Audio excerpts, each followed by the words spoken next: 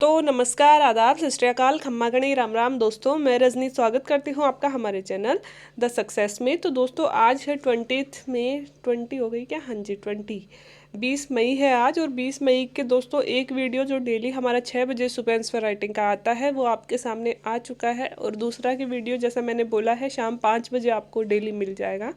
तो शाम 5 बजे मैं आपके सामने ये वीडियो लेके प्रस्तुत हूँ। तो शुरू करते हैं। वो वाला वीडियो हमारा आंसर राइटिंग के लिए होता है और ये वाला हम RAS मेंस आंसर राइटिंग के लिए होता है, जिसमें हम 100 शब्दों का जो आंसर कैसे लिखना है वो डिस्कस करते हैं। और जो सेकंड वीडियो होता है दोस्तों वो प्री और मेंस और इंटरव्यू के लिए जो करंट अफेयर्स चाहिए होते हैं वो सारी चीज़ें इसमें होती हैं। अथवा हम ये मान सकते हैं कि अगर मेंस की बात करें तो 20 शब्दों के और 50 शब्दों के उत्तर लिखने में ये इंपॉर्टेंट हो सकता है, प्री में हो सकता है, इंटरव्यू में किस तरह से जवाब देना है वैसे हो सकता है, और बाकी कंपटीशन एग्जाम जिनके लिए भी करंट अफेयर्स ज़रूरी होता है उन सब में ये वीडियो आपके लिए सहायक होगा। तो दोस्तों शुरू करते हैं बिना देरी किए आज के करंट अफेयर्स। तो आपको पता है दोस्तों ताउते तूफान आया था और ताउते तूफान ने बहुत ज़्यादा हानि भी पहुंचाई है, खासकर बॉम्बे वाले इलाकों में। और गुजरात में तो फिर भी नहीं पहुंचा है, लेकिन ज़्यादा महाराष्ट्र वाले इलाकों में नुकसान पहुंचा है। और हमारे राजस्थान के दक्षिणी क्षेत्र में भी कुछ जगह नुकसान पहुंचा है, लेकिन अब ये तूफान लगभग लौट गया है। और अगर मतलब यूपी और राजस्थान के कुछ इलाकों में बचा है, लेकिन वहाँ बहुत कमज़ोर है, तो बारिश के अलावा नुकसान ये नहीं पहुँचाने वाला है। लेकिन दोस्तों इसके साथ ही एक और तूफान की चेतावनी हमारे मौसम विभाग ने दे दी है और इस नए तूफान का नाम निकाला गया है यास तूफान। कौन सा तूफान? यास तूफान। ठीक है, इसका नाम दिया गया है यास तूफान। तो यह किधर आने वाला है? तो दोस्तों यह पूर्वी तट पर आने वाला चक्रवात है। वो कौन से तट पे आया था? देखो ये हमारे भारत का निचला हिस्सा है, ये है अरब सागर इधर, और ये है दोस्तों बंगाल की खाड़ी। तो अगर भारत के पश्चिमी और पूर्वी तट की बात करें तो ये वाला हमारा पश्चिमी तट है और ये वाला, एक सेकंड, ये वाला हमारा पूर्वी तट है। तो अगर अरब सागर में तूफान आते हैं तो वो कौन से तट को प्रभावित करेंगे? पश्चिमी तट को। तो अभी वाला जो ताउते आया था उसने कौन से तट को प्रभावित किया है? पश्चिमी तट को प्रभावित किया है। ठीक है, महाराष्ट्र हो गया, गुजरात हो गया, ये राजस्थान का दक्षिणी भाग हो गया। अगर बंगाल की खाड़ी में तूफान आते हैं तो वो कौन से तट को प्रभावित करेंगे ज़्यादा? वो पूर्वी तट को प्रभावित करेंगे, है ना। तो इस बार जो यास तूफान आ रहा है ये आ रहा है बंगाल की खाड़ी की तरफ, है ना। तो बंगाल की खाड़ी की तरफ आएगा तो उसका मतलब क्या होगा? ये पश्चिमी तट को प्रभावित करने वाला है। ठीक है, तो दोस्तों जहाँ मैं अगर मैप बनाती हूँ या फिर जहाँ पे आप नाम पढ़ते हो किसी भी स्थल का, देश का, राज्य का, वहाँ अपने साथ आप चाहे करंट अफेयर्स पढ़ रहे हो चाहे ज्योग्राफी, एक एटलस साथ लिया लेकर बैठा कीजिए। या फिर आपके हाथ में मोबाइल होता है, आजकल एटलस की भी ज़रूरत नहीं होती, मोबाइल में गूगल मैप्स पे देखिएगा तुरंत कि भारत की किधर बंगाल की खाड़ी है, किधर अरब सागर है, बंगाल की खाड़ी के तट पे कौन कौन से क्षेत्र आते हैं, अरब सागर पे कौन से क्षेत्र आते हैं ना। ये दोस्तों तैयारी करने का एक बेस हमें जो प्रदान करता है ऐसी चीज़ें, क्योंकि ज्योग्राफी में 2-3 क्वेश्चन तो मैप से ही बन जाते हैं, है ना। और अगर डायरेक्ट नहीं बनते तो इनडायरेक्ट बन जाते हैं। जैसे कि अभी अभी मान लो ये आ जाए कि यास नहीं, यास नहीं, ये छोड़ दो, ताउते जो तूफान है, ताउते तूफान ने निम्न क्षेत्रों को प्रभावित किया है। ठीक है, RAS प्री में मान लो ऐसा ही क्वेश्चन आ जाए तो उसमें 3 क्षेत्रों के नाम दिए हुए हों जो कि स्थित है पश्चिमी तट पर, एक क्षेत्र का नाम दिया हो जो कि स्थित है पूर्वी तट पर। अगर हमने सिर्फ रटा होगा, है ना, तो उसमें दोस्तों ऐसे क्वेश्चन करना मुश्किल हो जाता है, क्योंकि दिमाग कितनी सारी चीज़ें रट सकता है, बहुत ज़्यादा नहीं रट सकता। ठीक है, लेकिन अगर हमने समझा होगा, और समझते कैसे हैं दोस्तों, ज्योग्राफिकल क्वेश्चन को मैप सामने होना चाहिए पूरे इंडिया का, भारत का, है ना, और मतलब इंडिया का और राजस्थान का मैप, और राजस्थान के एक एक जिले और इंडिया का एक एक राज्य तो कम से कम हमारी आंखों के सामने होना चाहिए नाम आते ही। ठीक है, और बाकी विश्व की भी मोटी मोटी चीज़ें, बड़े बड़े देश हमें आने चाहिए, और वो आप रटने बैठोगे तब नहीं आएंगे। वो कब आएंगे? जब आप किसी भी खबर के साथ में तुरंत मैप खोल के देखोगे, धीरे धीरे ऑटोमेटिक आपको याद होने लगेंगे। ठीक है, तो बहुत सारे क्वेश्चन हेल्प करने में हमारी मदद करता है जो मैप होता है। इसलिए मैं बोलती हूँ हमेशा मैप साथ में रखा कीजिए, एटलस साथ में रखा कीजिए, और अगर कभी टाइम मिले तो बना भी लिया कीजिए। कि जैसे बैठे बैठे आपने राजस्थान का मैप बना दिया, अगर आप राजस्थान का अध्ययन कर रहे हो, ठीक है, तो थोड़ा सा राजस्थान का मैप बना दिया, और राजस्थान का मैप बना के उसमें एक बार सारे ज़िले भर लीजिए। ठीक है, कि कौन कौन सा ज़िला कहाँ कहाँ पे है, सारे ज़िले भर लीजिए। इससे क्या होगा, जब आपने कभी हाथ से बना लिया और उसमें आपने सारे ज़िले अपने हाथ से बना लिए तो वो दिमाग में बहुत ज़्यादा फिट होता है। ऐसे ही चलिए कभी भारत बना दीजिए, जैसे आप भारत की भूगोल पढ़ रहे हो, ठीक है, तो भारत की भूगोल पढ़ने का सबसे अच्छा जो एक तरीका होता है वो यही होता है कि सबसे पहले लिए आप सबसे पहले मैप बना लीजिए, ठीक है। और मैप बना के फिर जो भी आप पढ़ रहे हो वो उसमें अंकित करते जाइए उस मैप में। फिर क्या होता है, वो चीज़ें आप भूलते नहीं हो। जैसे कि हिमालय इधर है, ठीक है, यहाँ पे गंगा का मैदान है, ये तटीय क्षेत्र है, ये वाला प्रायद्वीपीय पठार है, ये वाले द्वीप समूह है ना। अगर आप हाथ से बना के याद करते हो तो आप भूलते नहीं हो। अभी बहुत टाइम है दोस्तों, और ज्योग्राफी पढ़ने का एक सबसे अच्छा जो हमारे सामने ऑप्शन होता है वो यही होता है कि हर चीज़ का मैप बनाकर पढ़ा जाए। तो दोस्तों यास जो तूफान है वो बंगाल की खाड़ी में आने वाला है, इसलिए हमारे पूर्वी तट पे आने वाला है चक्रवात है। इस चक्रवात का जो नाम है दोस्तों वो दिया है ओमान ने। ओमान ने नाम क्या दिया है, यास। और यास का मतलब होता है निराशा। अगर उसका मतलब देखें ओमान की भाषा में तो उसका मतलब होता है निराशा, ठीक है। तो दोस्तों यह तूफान 22 मई के आसपास में बनेगा बंगाल की खाड़ी में, और 26 मई को बंगाल पर बंगाल मतलब पश्चिमी बंगाल और ओडिशा पे बारिश होनी शुरू हो जाएगी।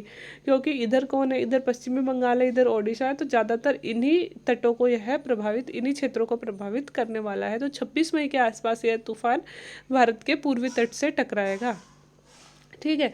तो अभी और बाकी यास तूफान जब आएगा तो और चर्चा में आ जाएगा। और जो वो मैंने आपको बता ही दिया था, ताउते नाम जो दिया था वो म्यांमार ने दिया था, और उसका मतलब होता है हिंसक छिपकली। वहाँ पे एक छिपकली की प्रजाति पाई जाती है ताउते, उसके नाम पे उन्होंने दिया था। और इसका मतलब होता है, यास का मतलब निराशा, ठीक है।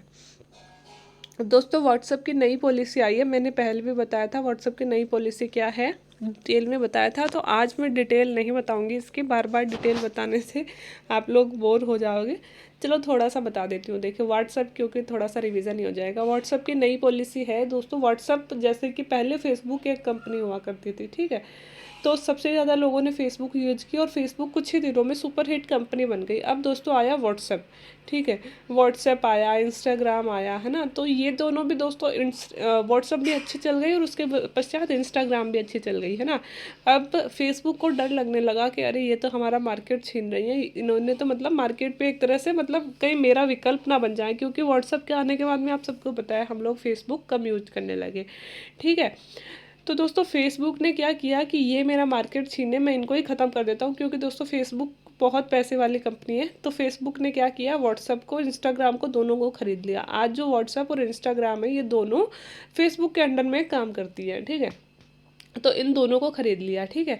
तो अब खरीद लिया वो ठीक है। अब कुछ दिन बीत गए खरीदने के, अब है ना फेसबुक को ऐसे लगा यार मैंने इनको खरीदा तो है, लेकिन खरीदने का मतलब क्या हुआ, मुझे फ़ायदा तो कुछ हो ही नहीं रहा। बस ये हो गया कि कंपनी मेरे नाम से चल रही है कि भाई व्हाट्सअप भी प्रगति करता है तो उसका भी कुछ हिस्सा फेसबुक को ही मिलेगा, क्योंकि वो फेसबुक की ही एक शाखा हो गई है ना।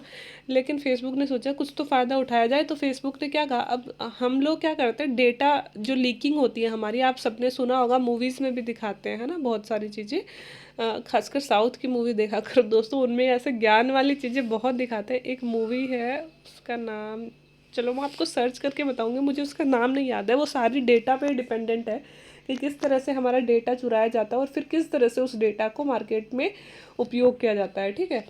तो दोस्तों क्या हुआ कि फेसबुक भी तो हमारा, पहले फेसबुक हमारा डेटा बेचता था मतलब लीक करता था, है ना, अनऑथराइज तरीके से। कि जैसे हमने एक वॉच सर्च की है ना, हमने एक वॉच सर्च की है अमेज़ोन पे, ठीक है।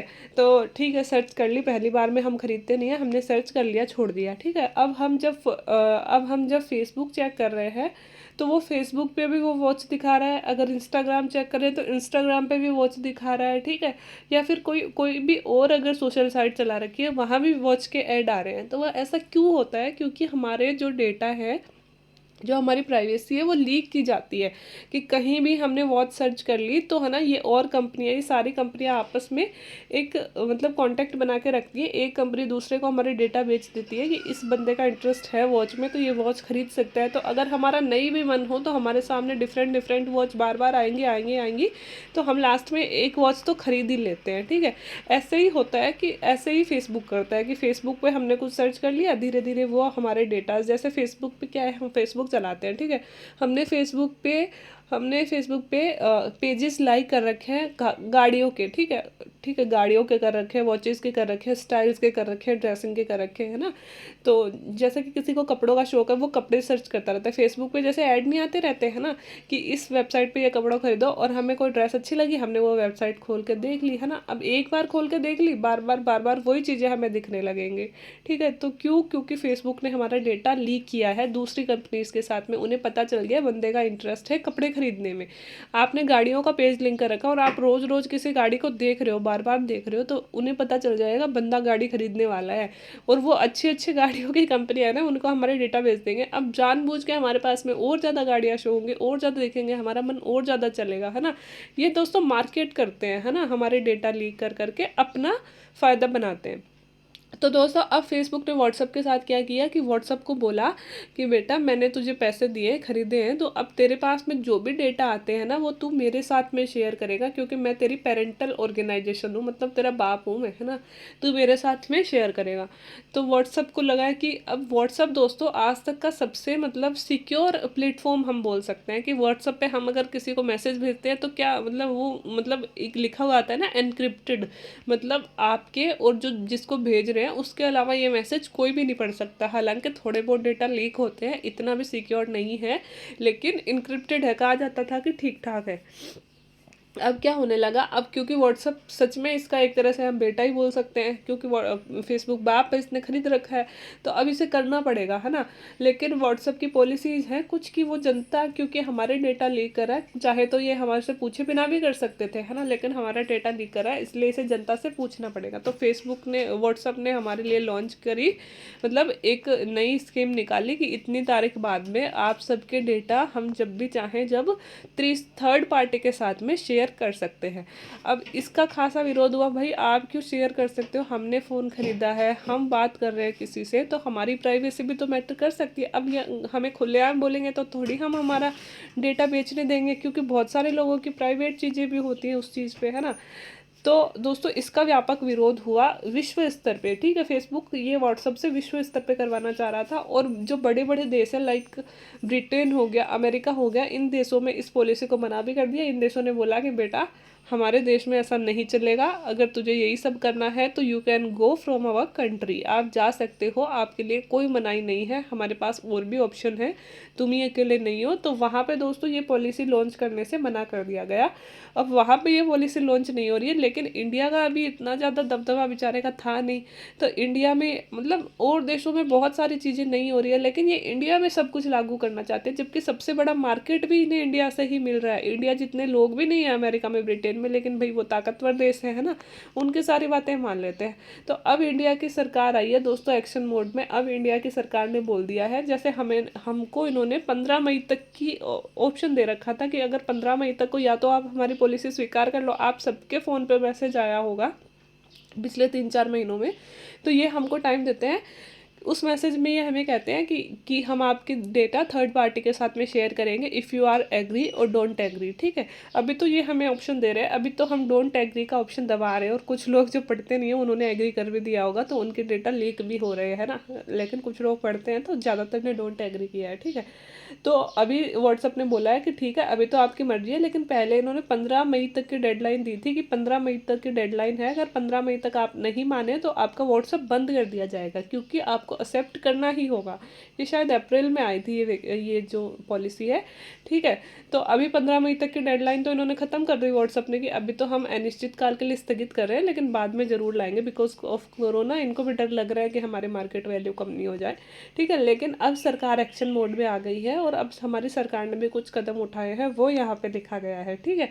सरकार ने क्या बोला है व्हाट्सएप के लिए, व्हाट्सएप की नई नीति वापस लेने को लेकर केंद्र सरकार ने क्या गाइडलाइन जारी करी है। तो दोस्तों व्हाट्सएप की जो नई प्राइवेसी पॉलिसी के अनुसार उसकी पेरेंट कंपनी फेसबुक को व्हाट्सएप का डाटा फेसबुक, इंस्टाग्राम और पार्टनर कंपनियों के साथ भी शेयर किया जाएगा, और यह नई पॉलिसी सिर्फ बिजनेस अकाउंट के लिए है। दोस्तों कहने को तो ये बिजनेस अकाउंट के लिए इन्होंने कह रखा है, हम जब अकाउंट बनाते हैं तो हमसे पूछा जाता है कि क्या आप बिजनेस अकाउंट बना रहे हो, कौन सा बना रहे हो। तो कहने को तो ये बिजनेस अकाउंट के लिए, लेकिन हमें थोड़ी पता चलेगा वो किसके डेटा लॉन्च कर रहे हैं, मतलब लीक कर रहे हैं, किसके नहीं कर रहे। तो ये मैंने आपको समझा ही दिया। इसके बाद में कहा है कि इस प्राइवेसी पॉलिसी को कई बड़े देशों के द्वारा नकार दिया गया था, परंतु व्हाट्सएप इसे भारत में लागू करना चाहता है। और इसी को लेकर केंद्र सरकार अब एक्शन मोड में आ गई है। पहले कई देशों ने नकार दिया था, लेकिन भारत में नहीं मान रहा था व्हाट्सएप। तो अब हमारी केंद्र सरकार एक्शन मोड में आ गई है। व्हाट्सएप को अपनी नई पॉलिसी वापस लेने का आदेश हमारी सरकार ने साफ शब्दों में बोला है कि आप इस पॉलिसी को वापस लीजिए, हम हमारे देश में ये पॉलिसी लागू नहीं करने देंगे। तो भारत में ये काम कौन करता है दोस्तों? इलेक्ट्रॉनिक्स और सूचना प्रौद्योगिकी जो हमारा मंत्रालय है वो करता है। तो आप ये बताइए हमारे इलेक्ट्रॉनिक और सूचना प्रौद्योगिकी मंत्री कौन है इस वक्त, क्योंकि ऐसे मंत्री भी, बड़े बड़े मंत्री भी हमको याद होने चाहिए। तो आप नीचे कमेंट बॉक्स में कमेंट करके बताएंगे कौन है हमारे आईटी मिनिस्ट्री, कौन है इंडिया के अभी। तो उन्होंने बोला है कि 7 दिन के भीतर व्हाट्सएप से इसका जवाब मांगा है, और बोला है संतोषप्रद जवाब नहीं मिलने पर कड़े कदम उठाए जा सकते हैं। मतलब इनडायरेक्टली हमारे केंद्र सरकार ने बोल दिया है कि व्हाट्सएप जी आपको कोई अधिकार नहीं है हमारे जो सिटीजन हैं उनका डेटा लीक करने का।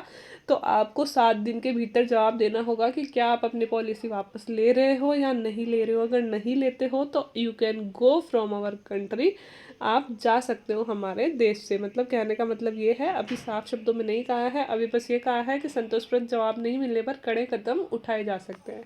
ठीक है, अब आगे देखेंगे क्या होना है क्या नहीं होना। ये थी आज की अपडेट इसके बारे में।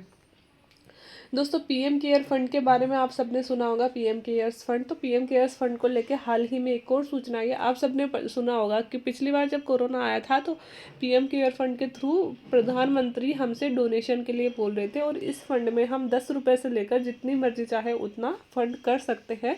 हर एक व्यक्ति को इसमें डोनेट करने के लिए बोला गया था, ताकि आपदा के समय इस फंड का उपयोग किया जा सके। लेकिन जब से ये फंड बना है दोस्तों, तब से ही चर्चा में है, बिकॉज इसके जो डेटाज हैं वो दुनिया के सामने नहीं दिखाए जा रहे। मतलब इसमें कितना पैसा कलेक्ट हुआ है और पैसा कहाँ कहाँ खर्च हो रहा है, ये इन लोगों ने मतलब हमारी केंद्र सरकार ने ये डेटा बताने से मना कर दिया था। तो तब से दोस्तों विपक्षी पार्टीज या फिर और भी जो भी हमारे यहाँ पे संगठन वगैरह हैं वो इसका विरोध कर रहे थे।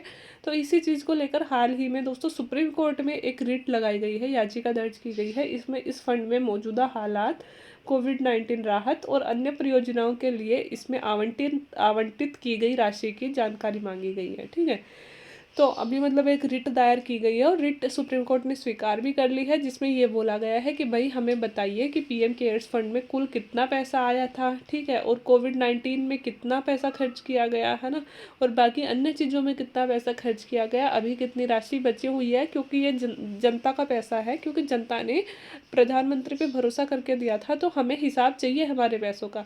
ठीक है, लोकतंत्र की यही तो ताकत होती है दोस्तों, डेमोक्रेसी की। ऐसे देखो हम इतने अच्छे देश में आज रहते हैं कि हम अपने प्रधानमंत्री से हिसाब मांग सकते हैं। ठीक है, बाकी तो लोगों को तो कुछ बोलने ही नहीं देता। चाइना जैसे देश में तो अगर कोई सरकार के खिलाफ एक वर्ड भी बोल देता है तो उसको घर से उठा के ऐसी जगह ले जाया जाता है कि वापस कभी वो इंसान ही नहीं मिलता है। ठीक है, वहाँ पे तो सोशल मीडिया यूज़ करने की भी फ्रीडम नहीं है लोगों को। और हम कितने अच्छे देश में रहते हैं कि हम अपने प्रधानमंत्री से भी हिसाब मांग सकते हैं। ठीक है, यही तो डेमोक्रेसी की ताकत है, और इंडिया एक अच्छी डेमोक्रेसी मेंटेन करता है। तो मैंने ये क्वेश्चन आपको क्यों दिया है, सिर्फ ये बताने के लिए ही दिया है क्या कि अभी एक रिट लगी है? जी नहीं, मैंने ये क्वेश्चन दिया है कि पीएम केयर्स का तो नाम आपने सुना होगा, बहुत बार सुना है, पीएम केयर फंड होता ये है वो है, चर्चा में रहा है। लेकिन क्या आपने जानने की कोशिश की है कि पीएम केयर फंड की फुल फॉर्म क्या होती है? क्योंकि प्री में ऐसे ही क्वेश्चन पूछ लिए जाते हैं, इतना ज़्यादा चर्चा में रहा है ये पिछले, जब से कोविड आया है तब से। तो हमने कभी फुल फॉर्म जानने की कोशिश की है, इवन हमने पढ़ी है बहुत बार, लेकिन याद नहीं करी है। मुझे पता है आप में से भी बहुत सारे लोगों को नहीं याद होगी, इसलिए मैंने फुल फॉर्म बताने के लिए ये क्वेश्चन डाला था। इसकी फुल फॉर्म है प्रधानमंत्री citizen assistance and relief in emergency situation. ठीक है, क्या है? प्रधानमंत्री citizen assistance and relief in emergency situation. तो ये पीएम केयर नहीं है, पीएम केयर्स है। ठीक है, पीएम केयर्स फंड। ठीक है, तो प्रधानमंत्री citizen assistant and relief in emergency situations fund. ठीक है। तो वैसे नाम से पता भी चल जाएगा कि प्रधानमंत्री का इमरजेंसी सिचुएशन के लिए जो असिस्टेंस दी जाती है, ली जा रही है, उसका फंड है।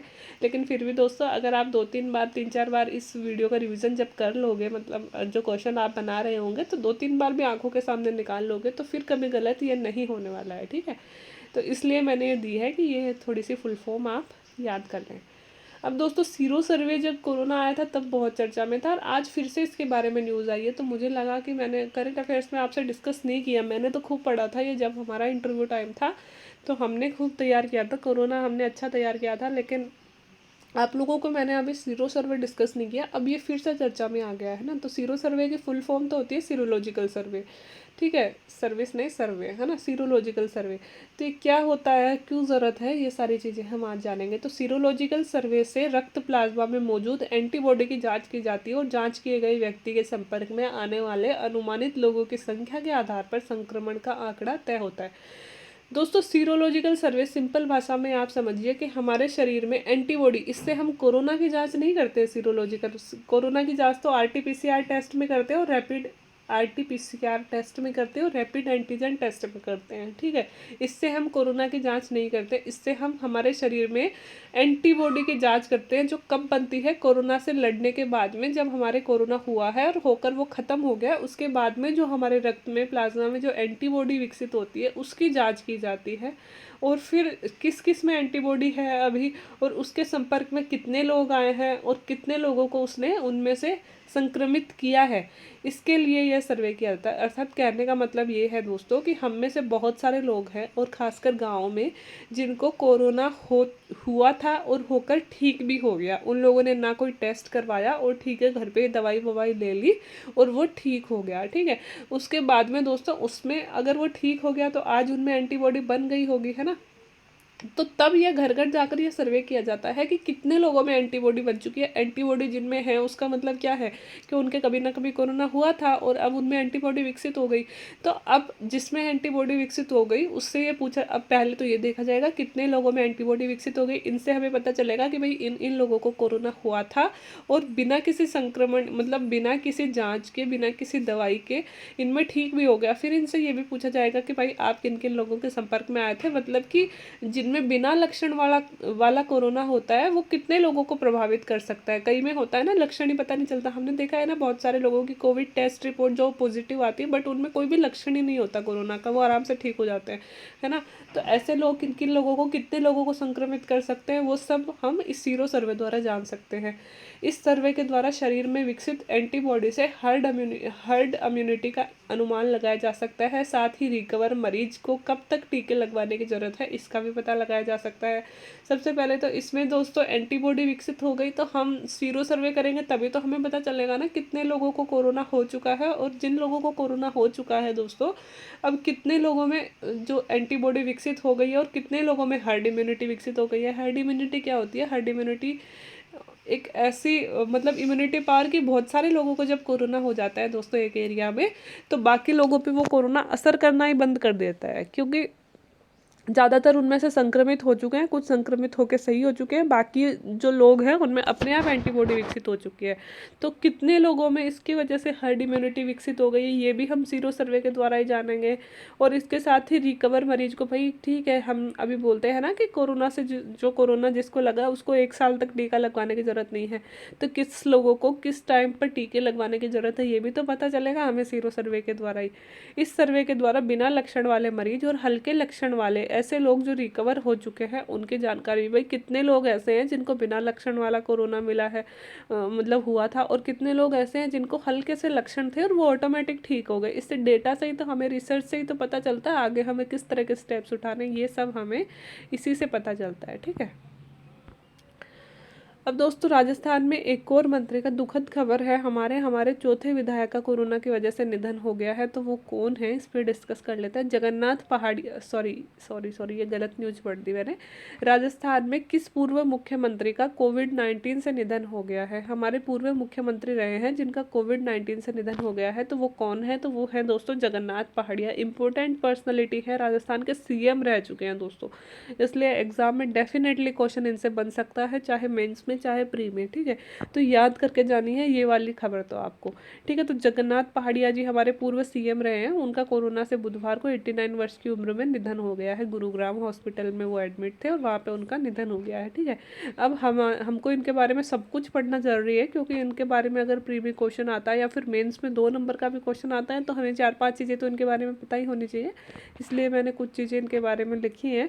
वे 6 जून 1980 से 30 जुलाई 1982 तक 13 महीने के लिए राजस्थान के सीएम रहे और यह राजस्थान का अब तक का सबसे छोटा कार्यकाल है। तो दोस्तों बिकॉज ऑफ जगन्नाथ पहाड़िया जी का अभी निधन हुआ है, तो ये क्वेश्चन बन सकता है कि राजस्थान में अब तक के सबसे छोटे कार्यकाल वाले सीएम कौन रहे। इतने दिन चाहे बने या न बने, लेकिन अब बनेगा ये क्वेश्चन। क्यों? क्योंकि अब आप सोचोगे यार हिस्ट्री में से उठा के दे दिया ये क्वेश्चन, इतना भी कोई याद रहता है कि बेटा हिस्ट्री में से नहीं दिया, करंट में से दिया है, बट हम लोगों ने ध्यान नहीं दिया, है ना। तो अब हम लोग ध्यान दे रहे हैं कि सबसे छोटे उम्र के सीएम थे, सीएम छोटे उम्र के नहीं, सबसे छोटी अवधि तक सीएम रहे हैं, जो 6 जून 1980 से जुलाई 1982 तक रहे थे, ठीक है। तो एक तो ये इंपॉर्टेंट फैक्ट हो गया। दूसरा, मुख्यमंत्री पद के दौरान इन्होंने शराबबंदी का उनका निर्णय सबसे अधिक लोकप्रिय रहा था। दोस्तों इन्होंने मुख्यमंत्री पद के दौरान राजस्थान में पहली बार शराबबंदी की थी, तो वह इनका एक इम्पोर्टेंट कदम हो सकता है। ये हम मेंस में लिख सकते हैं अगर इनके बारे में क्वेश्चन आ जाए तो। दूसरा दोस्तों, देश में दूसरी लोकसभा के दौरान वर्ष 1957 में 25 वर्ष की उम्र में चुनाव जीतकर यह सबसे युवा सांसद बने थे। दोस्तों सबसे युवा सांसद बनने वाले पर्सन भी यही थे। तो अगर हमसे पूछ लिया जाए कि कौन से सबसे युवा सांसद बने हैं, तो आप अचंभे में मत पड़ना कि ये भी कोई क्वेश्चन पूछने का ही है, ये भी करंट अफेयर्स से ही है, क्योंकि जगन्नाथ पहाड़िया जी का भी निधन हुआ और उनके बारे में कोई भी क्वेश्चन बन सकता है। तो 1957 में जब हमारी दूसरी लोकसभा बनी थी दोस्तों, तब दूसरी लोकसभा में ये चुनाव जीते थे और उस समय मात्र ये 25 ईयर्स के थे, ठीक है। अब जगन्नाथ पहाड़िया हमें ये तो पता है राजस्थान के थे, बट राजस्थान में कहाँ के थे ये भी पता होना चाहिए। तो दोस्तों राजस्थान में मूलतः भरतपुर के भुसावर में ये दलित परिवार से बिलोंग करते थे। तो हमारे ऐसे आ जाए निम्न में से दलित सीएम कौन से हैं, तो ये भी हमें पता होना चाहिए, है ना। जगन्नाथ पहाड़िया जी दलित सीएम थे, तो दलित परिवार से बिलोंग करते थे और कहाँ के थे? मूलतः भरतपुर के भुसावर के, ठीक है। उन्हें जब किसी नेता ने जवाहरलाल नेहरू से एक बार वो मिले थे, तो उन्हें नेहरू जी ने उनसे कहा कि नेहरू जी को उन्होंने कहा कि दलितों को प्रतिनिधित्व नहीं मिल रहा है। तो नेहरू जी ने कहा क्या आप दलितों का प्रतिनिधित्व करोगे? तो पहाड़िया जी ने तत्काल जवाब देते हुए कहा कि आप टिकट दे दें, मैं चुनाव जरूर लड़ूंगा। मतलब एक कन्वर्सेशन इनकी फेमस हुई थी, जो इन्होंने डायरेक्ट नेहरू जी के साथ करी थी, तो वो अपने आप में फेमस थी। तो थोड़ा सा अगर इंटरव्यू में हमसे अगर कुछ इनके बारे में जानकारी पूछी जाती है तो हम ये चीज़ें ऐड कर सकते हैं। बाकी एग्जाम में तो नेहरू जी वाली बात तो लिखना जरूरी नहीं है, लेकिन हमें ये जानना जरूरी है कि भरतपुर के भुसावर से दलित परिवार से ये बिलोंग करते थे।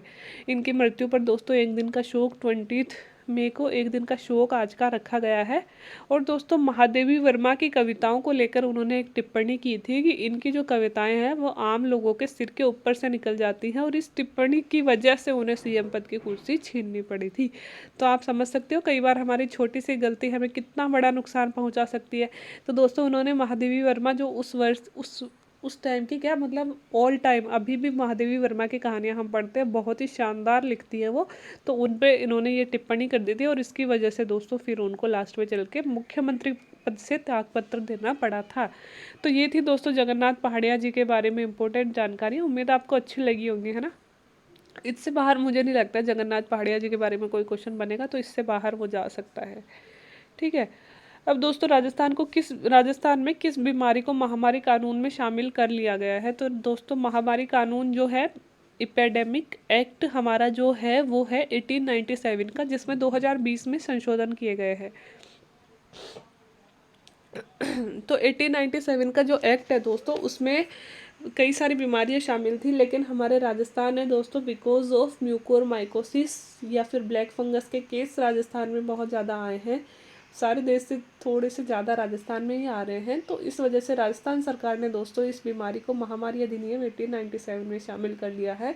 अब इस रोग का उपचार और पहचान करने के लिए सभी सरकारी और निजी अस्पतालों का डेटा राज्य सरकार के पास में रहेगा। कोई भी बड़ी महामारी अगर आती है दोस्तों तो राज्य सरकार उसका डेटा अपने पास में सेव रखती है, ताकि भविष्य में अगर कोई ऐसी महामारी आती है तो अगली जो हमारी जनरेशन है उसका पुराने अनुभवों के आधार पर निदान कर पाए, ठीक है। तो दोस्तों राजस्थान सरकार के द्वारा ब्लैक फंगस को भी एपिडेमिक घोषित कर दिया है। अभी राजस्थान पहला राज्य है दोस्तों जिसने ब्लैक फंगस को एपिडेमिक घोषित किया। एपिडेमिक घोषित किया, पेंडेमिक घोषित नहीं किया, एपिडेमिक घोषित किया है। तो एपिडेमिक और पेंडेमिक में क्या अर्थ है? वैसे तो दोनों का अर्थ एक तरह से महामारी होती है दोस्तों, लेकिन एपिडेमिक को हम बोल सकते हैं कि एक क्षेत्रीय लेवल पे महामारी है ना, और पेंडेमिक को बोल सकते हैं ऐसी महामारी जो पूरे देश और देश से निकलकर बाहर के क्षेत्रों में भी फैल गई है। जैसे कोरोना एक पेंडेमिक बन गया है, लेकिन एपिडेमिक लेकिन ब्लैक फंगस अभी एपिडेमिक नहीं बनी है, वो एक पेंडेमिक है। जैसे कुछ सालों पहले शायद 2007 या 2 के आसपास में गुजरात में प्लेग आया था, ठीक है। वहाँ पे बहुत लोगों की जान गई थी प्लेग की वजह से। तो प्लेग को दोस्तों पेंडेमिक घोषित किया गया था, ना कि एपिडेमिक। पेंडेमिक क्यों? क्योंकि वो क्षेत्र विशेष में ही सीमित रहा था, वो गुजरात में ही सीमित रहा था, पूरे देश में नहीं फैला था। और पेंडेमिक कब बन जाती है? पेंडेमिक जब बन जाती है जो एक क्षेत्र विशेष से निकलकर पूरे देश में और फिर पूरे विश्व में फैलने लगे, ठीक है। तो एपिडेमिक और पेंडेमिक में ये अंतर होता है, तो ये भी आप देख सकते हैं। और हाँ दोस्तों, आप में से एक सब्सक्राइबर का कमेंट आया था कि मैडम ऑस्ट्रेलिया में चूहों की बारिश हो रही है, तो उस पर भी आप तुरंत वीडियो बनाइए। तो दोस्तों, चूहों की बारिश नहीं हो रही है, ऑस्ट्रेलिया में बहुत सारे चूहे हो गए हैं, एकदम से चूहों की संख्या में बहुत ज़्यादा वृद्धि हो गई है। उसकी वजह से वहाँ पे प्लेग का जो खतरा है वो भयानक रूप से फैल गया है। इतने चूहे कि उन लोगों को समझ में नहीं आ रहा कि ये चूहे आ कहाँ से गए हैं। तो मतलब इंटरेस्टिंग सी खबर है, मैं आपके लिए अलग से डेफिनेटली वीडियो बना दूंगी। तो आज या कल में वीडियो आ जाएगा। मुझे अभी रिसर्च करने का, आपको पता है कल तो पूरे दिन हमारे यहाँ पे नेटवर्क नहीं था, तो मुझे टाइम नहीं मिला कल का पूरा दिन। आज तो वीडियो तैयार करने में लग गई, तो कल तक आपके लिए कल तक मैं ले आऊँगी वो वीडियो, तो वो आपके सामने आ जाएगा, ठीक है। तो हाल ही में राजस्थान के किस एक विधायक की कोरोना से मृत्यु हो गई है? तो दोस्तों सीएम, वो पूर्व सीएम थे, लेकिन एक और विधायक जो हाल ही में विधायक थे उनकी भी कोरोना से मृत्यु हो गई है। तो ये कौन से विधायक थे? तो दोस्तों हमारे चौथे विधायक हैं जिनकी कोरोना से मृत्यु हो गई है। इससे पहले भी हमारे 3 विधायक हैं जो कोरोना से मृत्यु जिनकी हो चुकी है, ठीक है। तो पूरी डिटेल में न्यूज़ देख लेते हैं। राजस्थान के उदयपुर जिले के धरियावाद से भाजपा विधायक गौतम लाल मीणा का बुधवार को कोरोना से मौत हो गई है। गौतम लाल मीणा की मौत हो गई है दोस्तों, और ये कहाँ से विधायक थे? ये थे उदयपुर जिले के धरियावाद से, ठीक है। इससे पहले भी राजस्थान में दोस्तों कुल 3 विधायकों की मौत हो चुकी है। किससे? सिर्फ और सिर्फ कोरोना से। तो वो 3 विधायक आपको पता ही होंगे, अभी उपचुनाव हुआ है वहाँ पे। तो कौन कौन से थे? एक तो थी दोस्तों किरण माहेश्वरी, ये भाजपा की थी, और बाकी 2 कांग्रेस के थे। एक तो कैलाश त्रिवेदी जी और एक गजेंद्र सिंह शेखावत जी, ठीक है। तो ये 3 जने थे। तो इन तीनों की मौत पहले कोरोना से हो चुकी थी, और अभी हाल ही में तीनों सीटों के लिए उपचुनाव हुए हैं, आपको पता ही है राजस्थान में। दोस्तों राजस्थान में 4 सीटें खाली थी, 3 की तो ये मौत हो गई थी, और एक वल्लभ नगर की सीट पहले से खाली थी। तो वल्लभ नगर की सीट पे भी चुनाव करवाना था, लेकिन कोरोना की वजह से हालत मामले बढ़ गए थे, तो वल्लभ नगर की सीट फिर से खाली रह गई थी, है ना।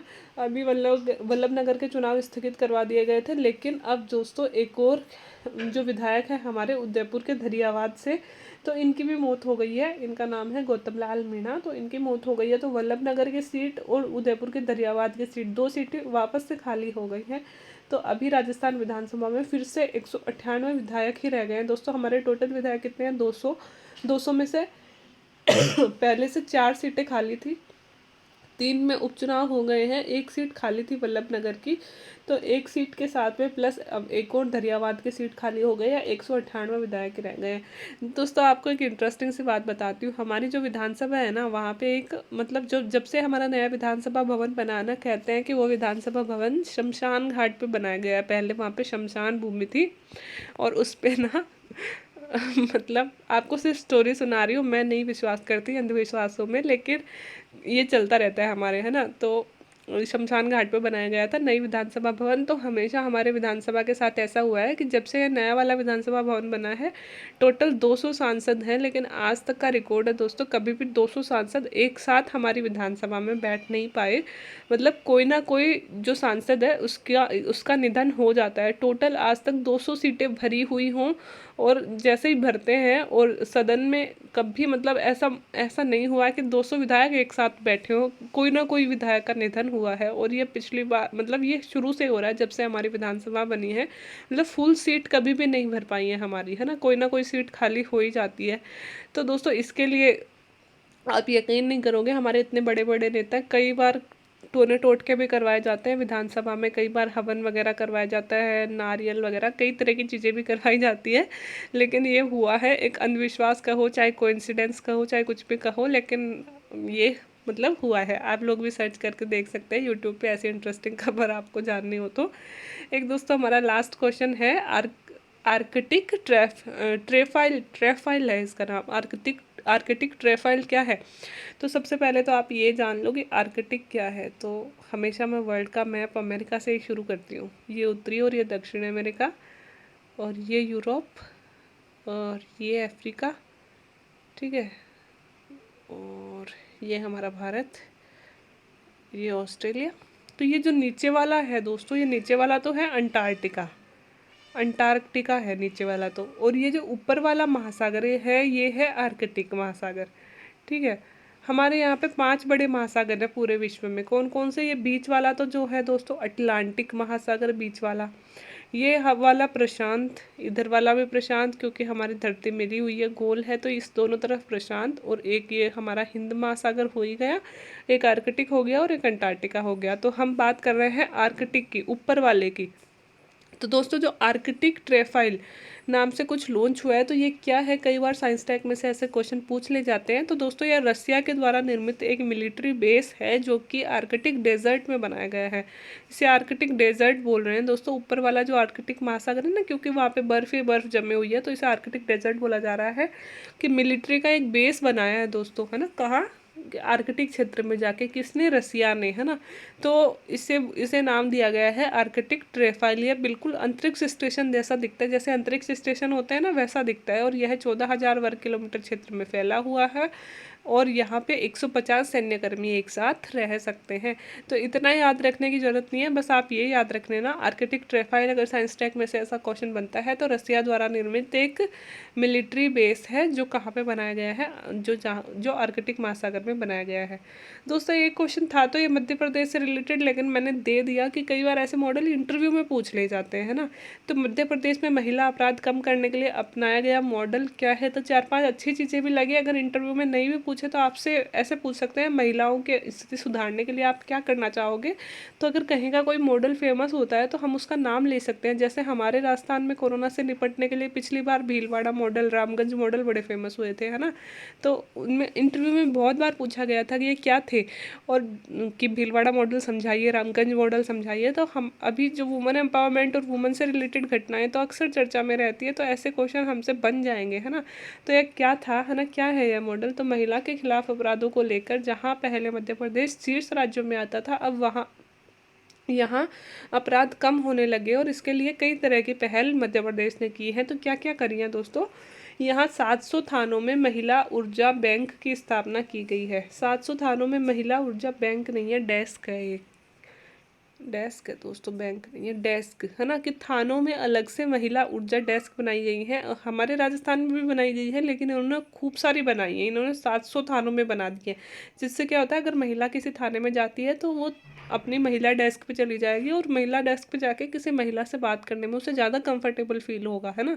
तो इसने वहाँ पे अच्छा काम किया है। दूसरा, प्रदेश भर में नारी सम्मान के अभियान चलाए गए, बहुत सारे अभियान चलाए गए हैं दोस्तों कि नारियों का सम्मान करना है, इज्जत करनी है, रेस्पेक्ट करनी है। तो इस तरह से जागरूकता लाने की कोशिश की गई है।